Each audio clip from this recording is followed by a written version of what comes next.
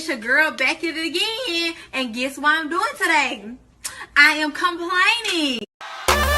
Not shy, not me. Hi besties, welcome back to my channel. Today I will be complaining about the ethereal and magnificent community I have joined, K-pop. So I will just basically rant about K-pop things I hate cause I like to complain. Without further ado, let's get into the video.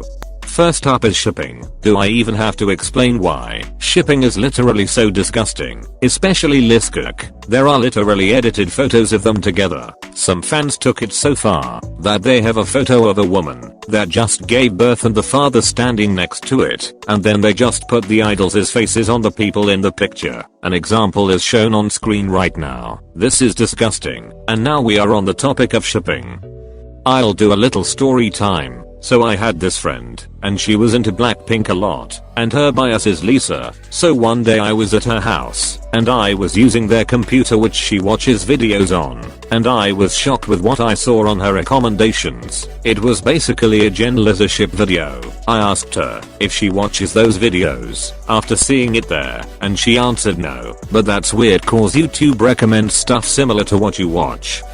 That's why I have lots of K-tube videos on my recommendations. It's because that's what I watch. So, she tries denying it, but I knew she was lying. Cause why would there be a genderless ship video if you didn't watch it? The moment when I knew I was right was a few months later. I was having dinner at their house with her parents, and her mother asked me, is it true that Lisa and Jennie are dating? I was beyond shocked and stunned by the sudden question. I couldn't believe what I heard. So I replied with, no, your daughter just watches weird stuff all the time. After that I never talked about it anymore. Well, maybe I should do more story times in the future. Let me know in the comments. Anyways, back on topic. Shipping is just truly disgusting and disturbing. I get triggered whenever I see people ship idols romantically. For me, the only good way of shipping is admiring the friendship.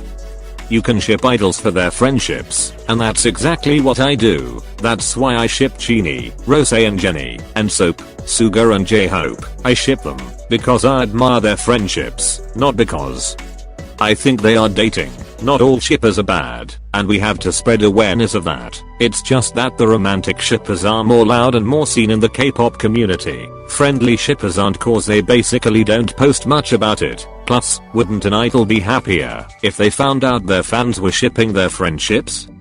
I can already see the smiles on their faces.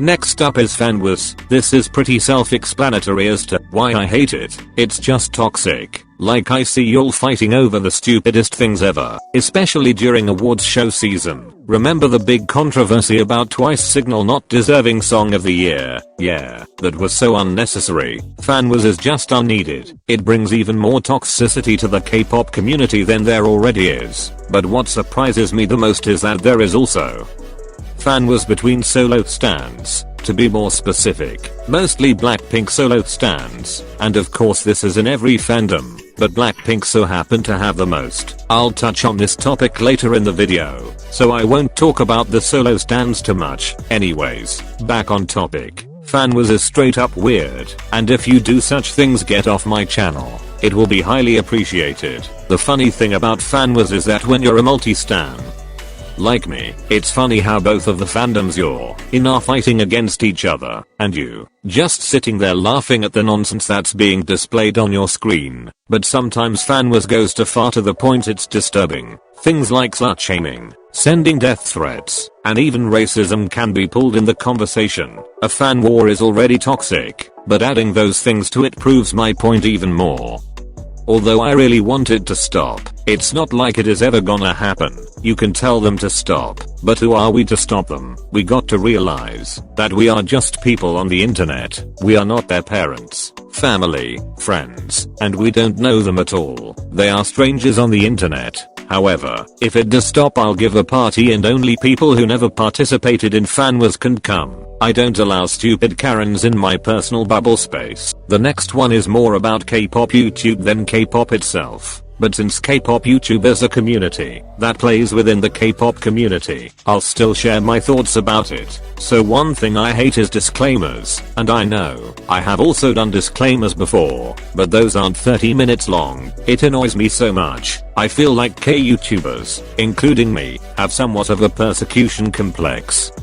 I see people, but a whole minute of disclaimers before their video starts, when in reality, nothing that they said or say would make anyone that mad. You'll literally want to get cancelled at this moment. Yes, I do say sometimes, yeah, let's get cancelled, but you'll know I'm joking when I say that. Plus, having long disclaimers turn people off, since they have a higher chance of getting bored, cause you can't just start the video already. If anything, get rid of those disclaimers cause they are making people click off faster, which means less watch time, and less watch times means less recommended to others, and that means less views, and that also means less growth, and that gives you less motivation, and then you quit. Basically, stop putting long disclaimers cause it's not gonna help you. Your disclaimers can be an hour long and there will still be people who are offended. No matter what. So in conclusion, disclaimers are not gonna help you. Thank you. Next. Up next is whitewashing.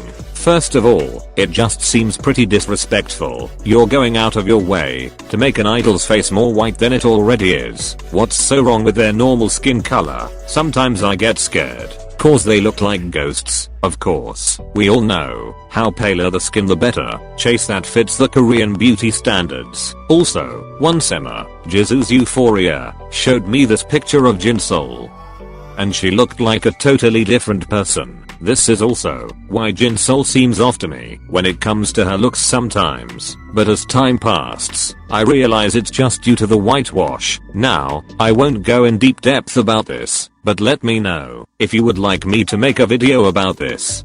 The following topic is dividation of concepts. I hated how concepts are always put in two boxes. One is girl crush and the other is cute. But there are so many more concepts than just those two, such as teen crush, schoolgirls, playful, quirky, mature, elegant, dreamy, spacey, and many more. We shouldn't be dividing concept in boxes like that cause that just ignores the versatility in K-pop.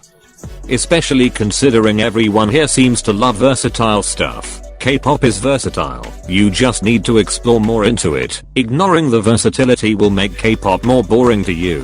So if you are one of those people who divide concepts like that, why do you do that? Of course, schoolgirls and playful concepts could be easily put under the cute label, but still, they are not cute. Even though some with those certain concepts do have cute element in it, it doesn't make it a cute concept. Same goes with girl crush. Bad Boy by Red Velvet isn't girl crush. It's a mature concept, cause it isn't hard hitting enough to be girl crush. Instead, it's more chill and relax, and it doesn't really meet to the standards of a girl crush concept. That's why Blackpink is considered girl crush. Their songs are hard hitting, and tend to not have any meaningful lyric. Which isn't wrong, and is one of the reasons why I like their music. Calling comebacks or groups flops when they aren't. This one triggers me. Everybody was calling Ice Cream a flop, but it has over 300 million views and more than 400 million copies. A comeback with that much copies and view is anything but a flop. Same goes for groups. Promise 9 is not a flop, and is not as underrated as you all think.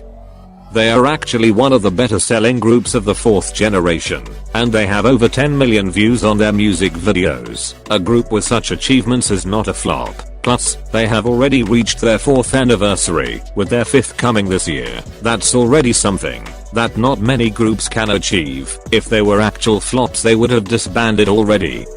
Please, learn how to differentiate groups and songs from flops. Look at statics and analysis before saying such things, cause it will make others get used to calling random things flops, because they don't like it. Now this will be the end of the video. Subscribe if you haven't already. Bye besties.